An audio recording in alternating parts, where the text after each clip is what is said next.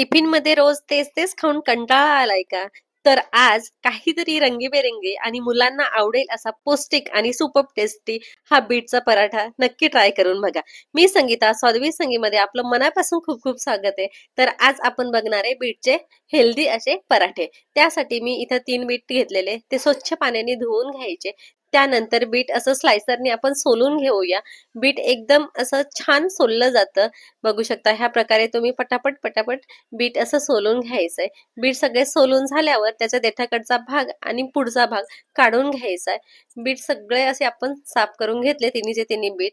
तर अगदी बीट मस्त असे साफ करून झालेले आहेत. आता आपण ह्याचे तुकडे करून घेऊया. सगळ्या बीटचे सेम एकसारखेच तुकडे करायचे, म्हणजे जास्त मोठे पण आहे आणि जास्त छोटे पण आहे. अगदी मिक्सरला चांगले वाटले जातील बारीक, अशा प्रकारे आपण असे त्याचे तुकडे करून घ्यायचे. बीट हे कच्चच खायला मुलं म्हणजे असं त्यांना आवडत नाही, म्हणून हे बीटचा पराठा उत्तम आणि एकदम मस्त लुसलुसीत होतं.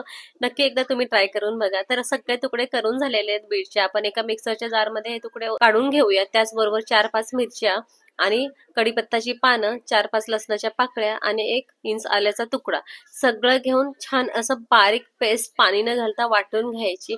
अशीच पेस्ट आपल्याला हवी बीटच्या पराठ्यांसाठी. तर बघू शकता तुम्ही हे मस्त असं वाटून झालंय. त्यानंतर भरपूर सारी चिरलेली कोथिंबीर घालायची, चवीनुसार मीठ ऍड करायचंय.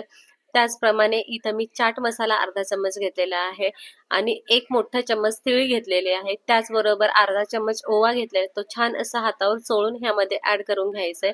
आणि त्याचबरोबर इथं मी पिंच ऑफ म्हणजे थोडंसं चिमूटभर हिंग घेतलेला आहे, अर्धा चम्मच धने जिरे पावडर, अर्धा चम्मच कांदा लसूण मसाला आणि अर्धा चम्मच हळद.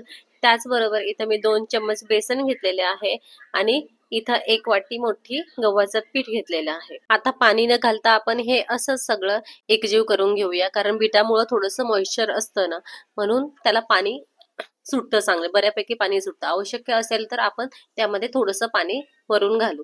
तर बघू शकता तुम्ही अशाच प्रकारे असं 2 ते 3 मिनिटभर चांगलं असं मळून घ्यायचंय. आणि आता आपण ज्यामध्ये बीट ग्राइंड करून घेतलेलं होतं ना, त्यामध्येच आपण पाणी घ्यायचे त्याच भांड्यामध्ये आणि थोडंसं पाणी ऍड करायचंय. थोडं पाणी ऍड करून परत ह्याला छान असं मळून घेऊया. बघू शकता तुम्ही जास्त पाणी टाकायची गरज नाहीये. एकदम मस्त असा सॉफ्ट डश तयार झाला. ह्याच्यामध्ये मी 1 चम्मच तेल ऍड करून ह्याला 10 मिनिटासाठी असंच झाकून ठेवते, म्हणजे मसाले छान असे त्याच्यामध्ये मुरले जातील आणि पराठा एकदम टेस्टी असा होईल. तर 10 मिनिटानंतर आपण उघडून घेऊया. एकदम सॉफ्ट असा हा आपला गोळा तयार झालेला आहे पराठ्यांसाठी. तर आपल्याला जेवढे मोठे पराठे हवे त्याप्रमाणे तुम्ही तो गोळा घ्यायचा आहे. तर बघा मी एकदम मीडियम साईजचा असा एवढा गोळा उचललेला आहे आणि ह्याला थोडंसं आता गव्हाच्या पिठामध्ये घोळवून घेऊया आपण आणि छान असे गोलाकार असे पराठे लाटून घेऊया. तर बघू शकता तुम्ही थोडंसं पिठामध्ये घोळवून घेतलंय आणि आता छान असा लाटूया त्याला. तर पराठा लाटताना हा पातळच लाटावा, म्हणजे मस्त असा मऊ लुसलुसीत आणि एकदम असा सॉफ्ट तयार होतो. आणि मेन म्हणजे मुलांना टिफिन मध्ये हा संपतो सुद्धा पटकन असं. चला तर मग अशाच प्रकारे आपण छान असं हा पराठा लाटून घेऊया, गोल गोल करून असा. मस्त असा पराठा लाटला गेलेला आहे. हा पराठा मी एकदम सिंपल पद्धतीने दाखवलाय. जर तुम्हाला ना ह्याची घडी घालून असे पुड्याचा पराठा करायचा असेल तर ते पण तुम्ही करू शकता, काहीच हरकत नाहीये.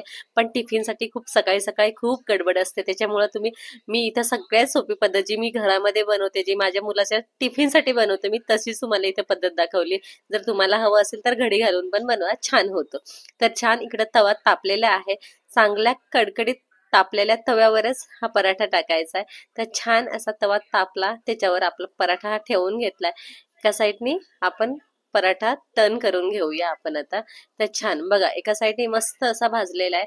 अशाच प्रकारे आपण दुसऱ्या पण साईडने मस्त असा पराठा भाजून घ्यायचा आहे. पराठा पूर्ण भाजून झाल्यावरच आपण त्याच्यावर तूप किंवा तेल लावायचं आहे, त्याच्या अगोदरच लावायचं नाही, नाहीतर असं धुरकट असा थोडासा स्मेल येतो पराठ्याला, म्हणून. तर एका साईडने मस्त भाजला गेलाय, म्हणून मी त्याच्यावर असं थोडंसं बटर लावून घेते. बटरने एक युनिक अशी टेस्ट येते, छान असे टेस्ट येते पराठ्याला, म्हणून मी शक्यतो पराठा जेव्हा करत असेल ना तेव्हा त्याच्यावर बटरच लावते.